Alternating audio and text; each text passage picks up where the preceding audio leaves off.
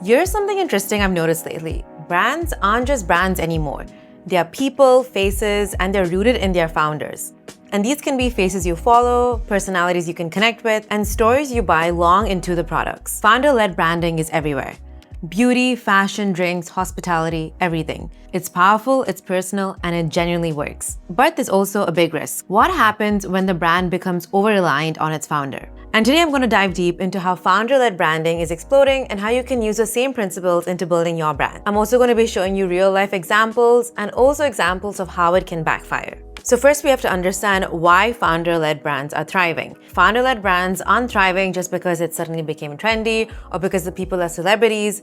The deeper impact is how it's connected to human psychology and how we connect as people. Today, more than ever, and I've always talked about this in previous videos, is we are overloaded with a lot of information. Digital information, social information is just a lot out there. And many of the information and all of these brands, they can feel distant and empty and purely transactional. We instinctively, as humans, crave something that's deeper, genuine, and is human-led. And founder-led branding fills this gap. As consumers, we trust brands that openly share their struggles, their coming-of-age story, and of course, if there's a person behind it. And it's human nature. We connect to faces, voices, and narratives far more deeply than we ever could to generic messaging or corporate identities. To put it simply, when a founder shares their journey, like their successes, struggles, and lessons, what this signals to us is transparency, authenticity, and someone we can actually trust. Because the founder is inviting us into the behind the scenes of the brand, we feel like we can connect with them more and automatically we can trust them. It makes us feel like we're not just customers, but we are part of this shared experience and community. And another thing is seeing a founder's face and hearing their voice builds instant credibility because it shows accountability. When you're showing your face as a founder, your name and credibility is tied to the brand, and that makes you more accountable. It's more likely you're going to deliver genuine quality all the time because your own integrity is on the line. And founder-led brands really resonate with people because it gives us a sense that we're investing in that person's life and their journey, not just a logo or product anymore. And this kind of connection creates the strongest form of customer loyalty. One built not just on transactional exchanges, but real, genuine emotional investment.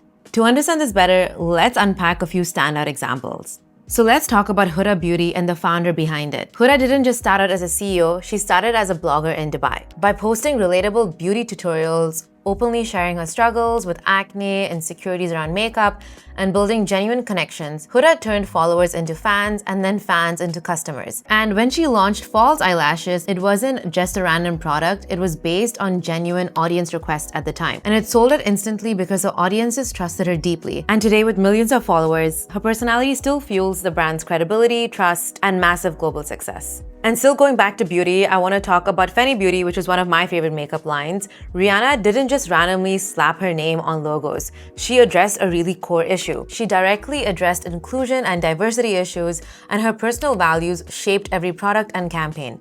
She used her authenticity to challenge industry norms, and her launch of 40+ foundation shades rooted in her genuine frustrations with makeup for darker skin tones. And that reshaped the beauty market, making Fenty one of the fastest growing brands ever. It succeeded because it genuinely reflected her personal beliefs and experiences, not just her fame in the music industry. Now, let's move on to fashion. We have Jacquemus, who's not just a fashion designer, but he's a storytelling genius. His Instagram feels like a diary, sharing not just finished collections, but his life, his hometown, family moments, and deeply emotional personal insights. And his iconic La Bomba show in 2018, which was set in lavender fields of his native province, wasn't only fashion. It was an emotional tribute to his roots. It cemented the designer as not just a label, but a deeply personal brand. And Simone openly connected the brand's visuals to his identity and upbringing, resonating powerfully with audiences craving authenticity. Now, let's talk about another sector, which is the drinks brand. And I want to talk about one of my favorite actors, Tom Holland. And he recently launched a non-alcoholic drink brand, but it was inspired by his own struggles and story. What I love about Bero is it's not just another celebrity-driven drinks brand. It's Tom Holland's deeply personal, non-alcoholic craft beer brand, inspired by his own journey to moderation and mental wellness, and tied directly to his roots in Kingston upon Thames, England. Tom shares his reasons for creating Bero, his conscious choice to drink less alcohol, and his desire for a quality alternative. He involved his family, local brewers, and close friends, making the brand genuinely community-oriented. From the brand name Bero, a nod to his family nickname, to the visual identity referencing his hometown, feels personal, intentional, and relatable. And when Tom candidly talks on podcasts and interviews about his mental health, anxiety, and decision to reduce drinking, it immediately resonated. Fans and media alike supported the brand not just because of Tom's fame, but because of the transparent, vulnerable storytelling. It made Bero feel authentic, built on real experiences, and not just celebrity endorsement. Now, so far I've been sharing all the great wins when it comes to founder-led branding, but I think it's important to cover the hidden risks and pitfalls of founder-led branding. And I guess one of the most famous examples is the Yeezy collection by Kanye West. Yeezy, and I hope I'm pronouncing this right, is one of the strongest examples of founder-led branding and how everything could go super wrong when you rely on your founder. Kanye West leveraged his fame, creativity, and persona into a $1 billion sneaker and apparel empire in partnership with Adidas. Initially, Yeezy thrived on Kanye's personality, bold, provocative, rebellious, and deeply innovative.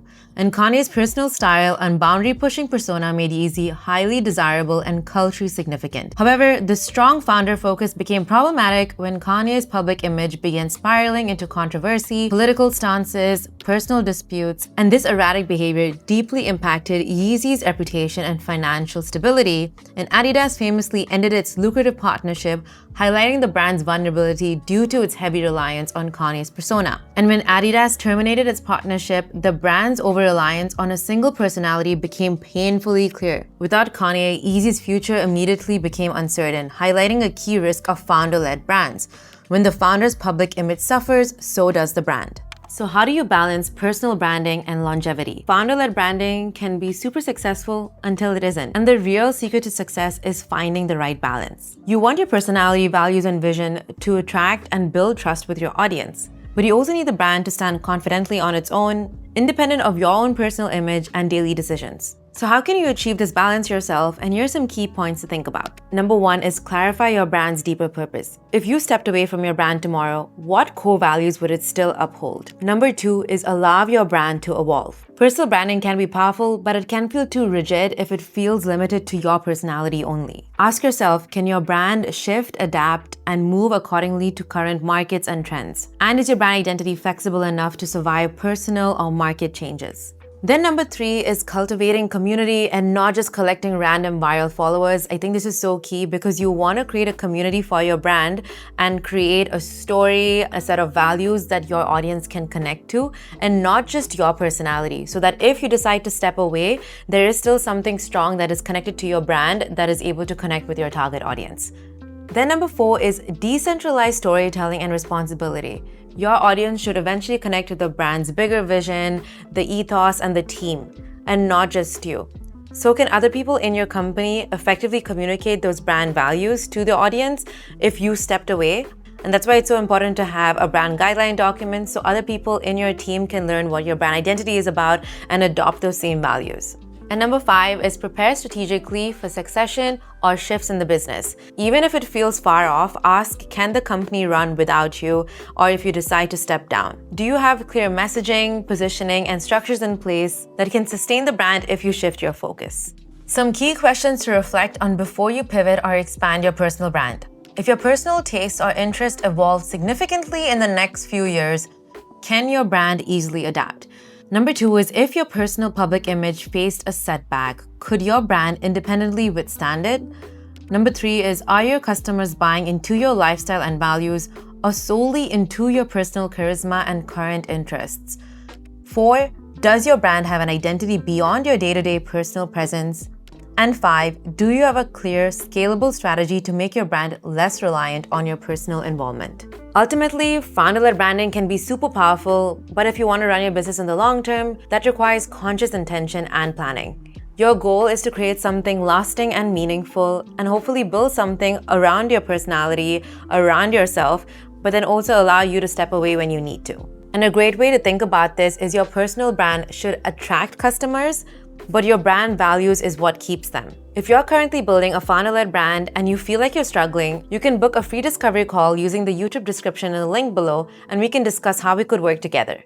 And as always, if you enjoyed this video, please don't forget to like, subscribe, and I'll see you in the next video. And today's spot is, I'm still in Tbilisi. I am in the neighborhood of Vera. And that is my view. It's pretty awesome. This is from the side. It was raining all day today, but I was so happy that I was able to get a chance to film this. And we'll see where the next video takes us.